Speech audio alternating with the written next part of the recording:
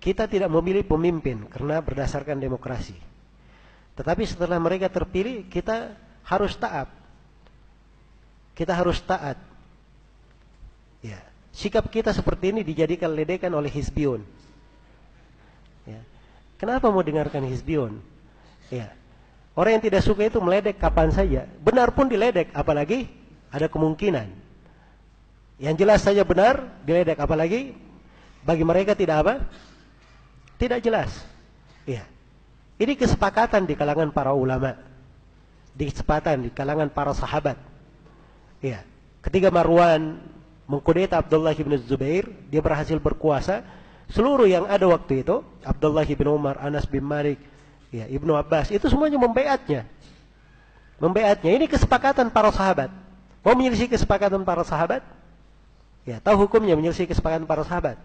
Allah berfirman, "Wa may yushaqiqir rasul min ba'di ma tabayyana lahul huda wa yattabi' ghayra sabilil mu'minin nuwallihi ma tawalla wa nuslihi jahannam wa sa'at masira." Itu hukum orang yang menyelisih kesepakatan para sahabat. Dan ini tidak ada silang pendapat di kalangan ulama. Iya. Karena itu orang-orang yang punya penyakit saja yang mempermasalahkan itu.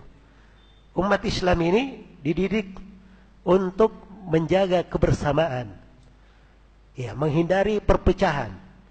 Jadi ketika terjadi ribut-ribut, ya, mereka tidak ikut dalam ribut-ribut. Mau memilih, ribut pemilu, sana mengikut sana, sana menendang sana, itu urusan mereka. Ya. Sudah berkumpul satu pemimpin, semuanya mengaku itu pemimpin, sudah mereka menjaga kebersamaan dan persatuan, menghindari apa? Perpecahan. Kan sejalan dengan kaidah. Apa yang samar di situ? Ini hal yang sangat apa? Sangat terang sekali, alhamdulillah, kalau kita kembalikan kepada prinsip yang kita baca tadi, ya. Makanya ini usulus sittah ini penting sekali. Harusnya selalu banyak dikaji, apalagi di masa sekarang ini, ya, masa banyak fitnah terkait dengan hal itu.